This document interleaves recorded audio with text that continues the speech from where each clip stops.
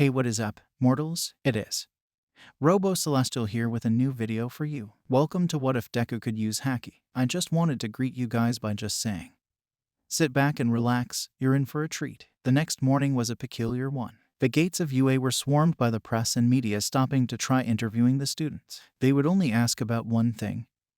All Might. Izuku pushed his way through the reporters without saying a single word to any of them. He was visibly annoyed by this, and even considered using his Conqueror's Haki to get rid of them. But he didn't, because he could practically feel Rayleigh's imaginary fist hit him over the head for even thinking about it. It took some time, but Class 1 eventually managed to get to their classroom in time. "All right, class," Aizawa said, snapping everyone to attention. "I went over your results from yesterday's exercise, and you all performed well." Aizawa then turned his expression towards Katsuki, as he said, "Bakugo, you're talented. Don't waste it on something so petty." With a calm and dull voice, Katsuki only grunted as a response. The sleep-deprived man then turned his expression towards Izuku, as he said, "Midoriya," grabbing the green-haired boy's attention. Everyone looked at Aizawa in some form of anticipation, wondering why he took so long to continue his words. "Your performance was a thrill and a half," the teacher said. No one knew how to react to this. Not only was it unexpected,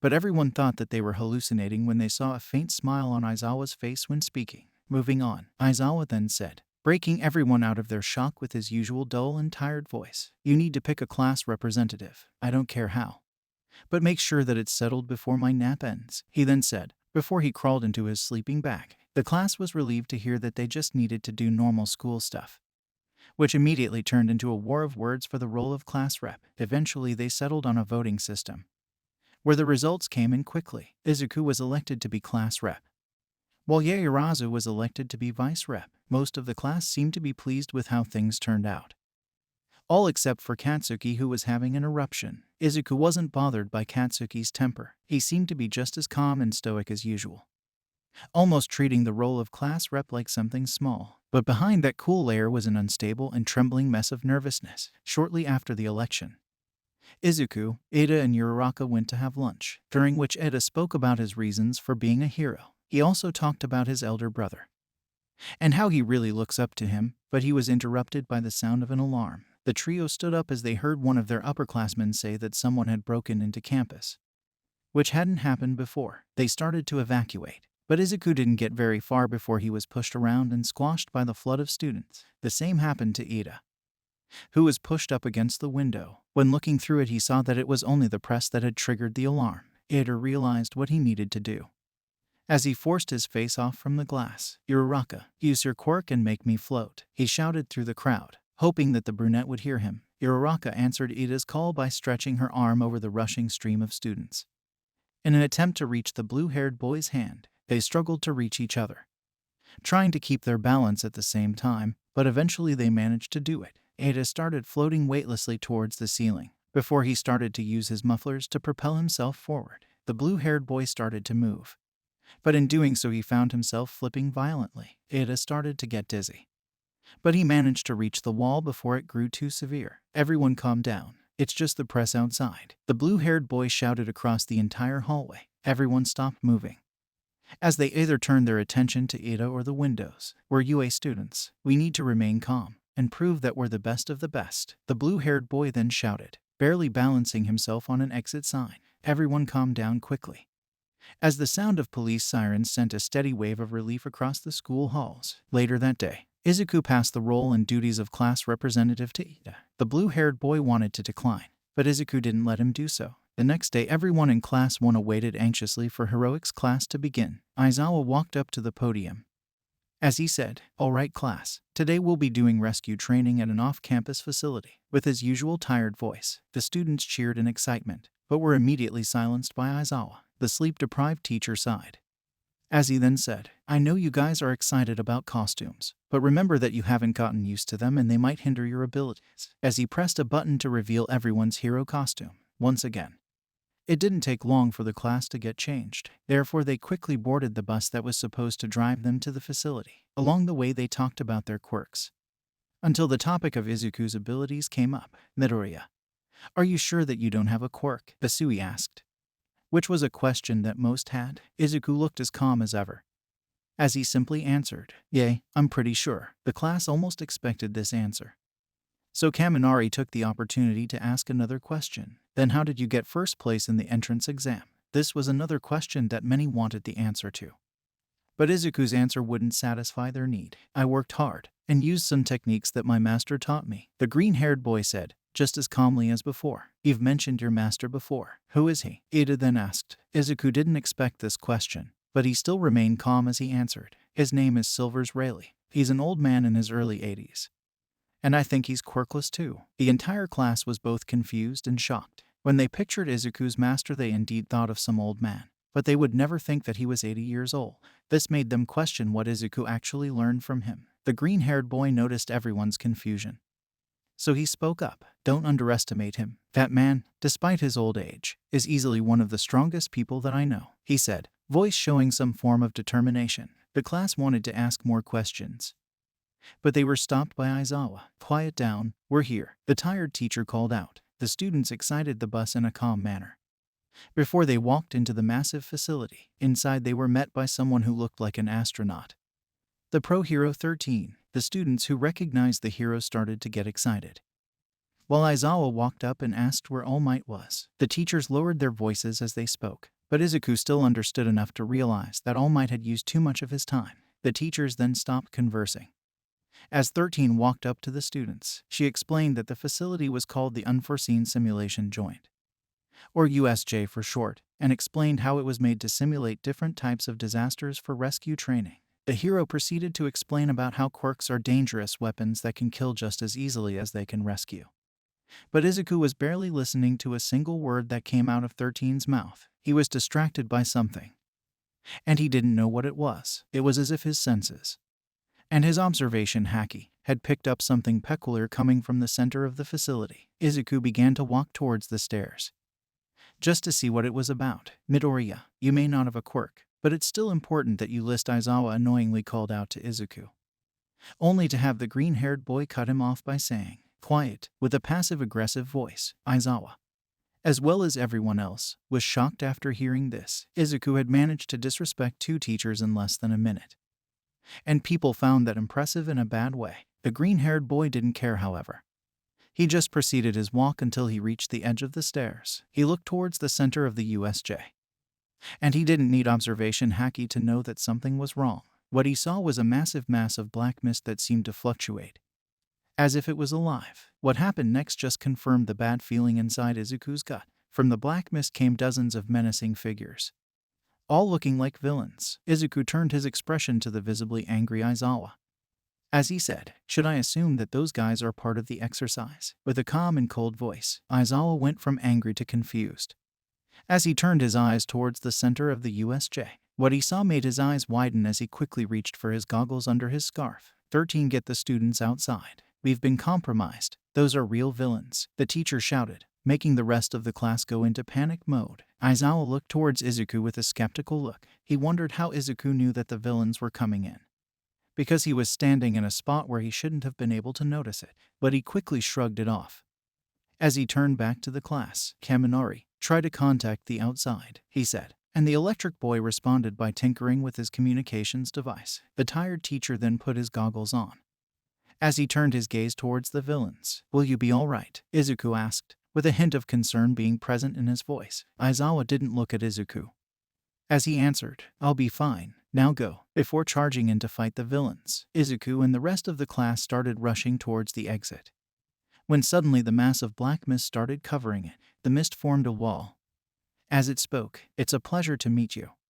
We are the League of Villains. We decided to invite ourselves into this haven of justice to say hello," the looming figure said, as two long and yellow eyes formed on it. The class shook in fear after hearing the ominous voice of the villain. "Don't you think that this is a perfect place for All Might, the symbol of peace, to draw his last breath? I believe he was supposed to be here today, yet I see no sign of him. There must have been some change of plans that we could not have foreseen," the villain then said, sounding more ominous than before. Izuku was terrified. He could practically feel his body shaking. This was different from the training that Rayleigh had put him through, because now his master wasn't there to make sure that nothing bad happened. But if it was one thing that his training did teach him, It was to always keep calm and try to properly address the situation. In this case, they needed to get past this villain. But to do that, they needed to find and exploit his weak point.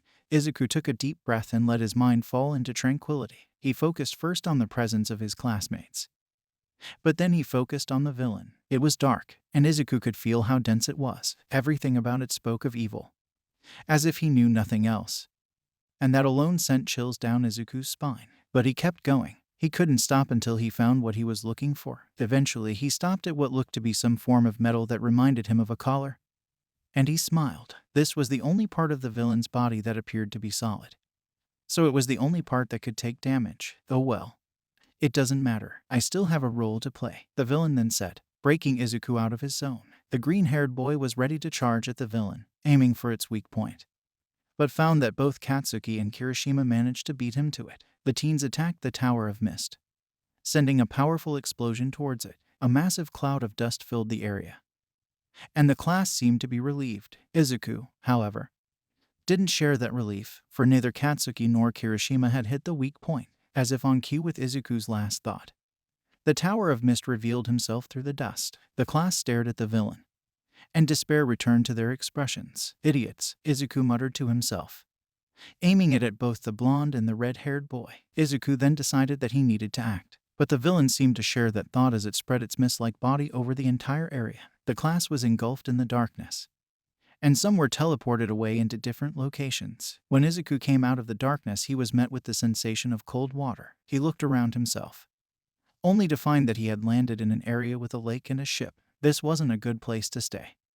So Izuku began swimming towards the ship. After taking just a single stroke, he stopped himself. He could feel that something bloodthirsty was approaching him from behind at rapid speeds, putting him on guard. Izuku turned to face the approaching entity, only to find a shark-like villain swimming towards him with its jaw open. Izuku raised his fists, coating them with Haki, and prepared to fight the water demon, when it suddenly was knocked away by a green figure. Izuku turned his eyes towards it, only to see his classmate Tsuyusui. Midoriya, the frog girl called out, before she wrapped Izuku up with her tongue and dragged him to the ship. Shortly after, Asui arrived with Minda before she also climbed up to the deck. Thanks, Asui, Izuku said calmly. The frog girl gave a blank expression, as she bluntly responded, call me Tsu, and Izuku only nodded. The water then shifted and made some noise, making Izuku turn his attention towards it. What he saw was an army of water-based villains, all grinding their teeth and wait for their prey. Bastards, Izuku muttered to himself. Both Minda and Asui turned their heads towards Izuku in confusion, as they asked, what was that? Izuku quickly changed his gears, as he turned his expression back to his companions. We should get out of here, unless that guy was bluffing. They intend on killing All Might, Izuku stated. Those villains won't be able to do anything against All Might, Minda then responded. Izuku ignored Minda's comment, as he kneeled and continued to speak. Regardless, I'm pretty confident that they don't know what our quirks are. If they did, Tsu would have been thrown straight into the fire zone. Both Minda and Asui thought for a second, until they realized that Izuku was right. The two then proceeded to explain their quirks, Frog and Pop-Off, before they proceeded to make up a plan. The only problem was that the villains had decided to interrupt them mid-discussion by damaging the ship. Izuku got annoyed by this, as he walked up to the railing and bellowed, "You're annoying," as his spirit erupted and exploded into a wave that stretched over the villains and created powerful waves in the water. Then sound returned to the surrounding world. As the wave died down, what remained of the villains were a bunch of unconscious bodies, floating like dead fish in a pond. Asui and Minda stared at Izuku in a mixture of shock and fear, while the green-haired boy face-bombed after calming down a little. He had done something he wasn't supposed to do, and he would have to confront Rayleigh about it. Izuku let out a sigh of relief before he turned back to his companions. Well, that escalated quickly.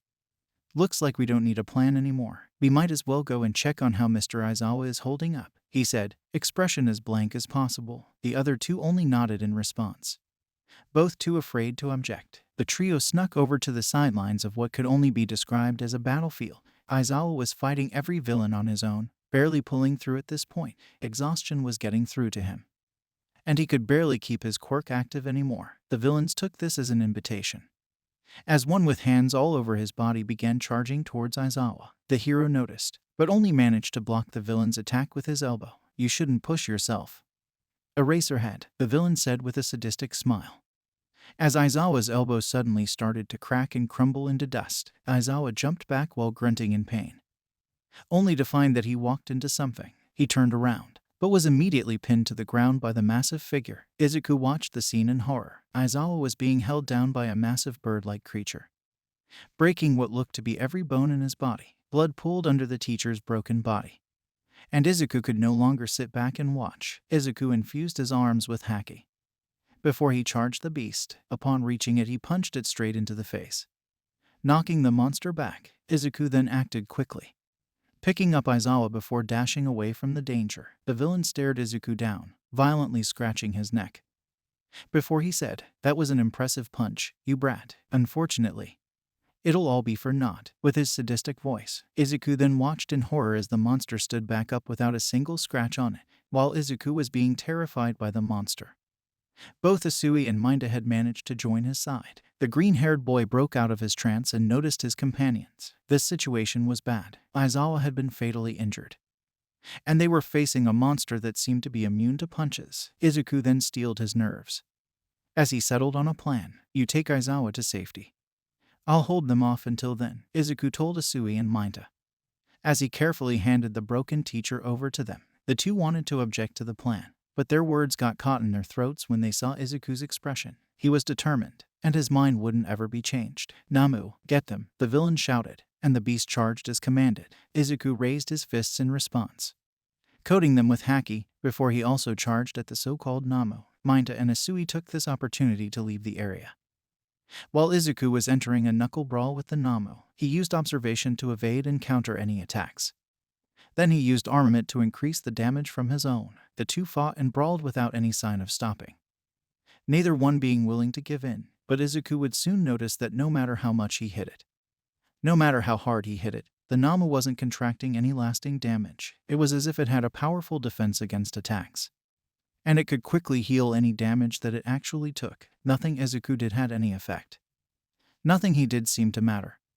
But he still refused to give up. The brawl continued with blood and sweat, until a deciding factor happened. Izuku misplaced his feet, and as a result he lost his footing. The Namu took this opportunity and threw a powerful punch towards its green-haired opponent. Izuku didn't have enough time to dodge, so he coated his arms with Haki before using them as a shield. The impact was made, and Izuku's guard was broken as he slid backwards. The beast wasn't finished, however, and charged once more. It threw another powerful punch, and this time Izuku couldn't block. The green-haired boy took the punch straight to the jaw, which sent him flying. Izuku had taken some damage from that attack, but he negated most of it by coating his jaw with Haki. The green-haired boy then landed on his feet, before he fell to his knees in exhaustion.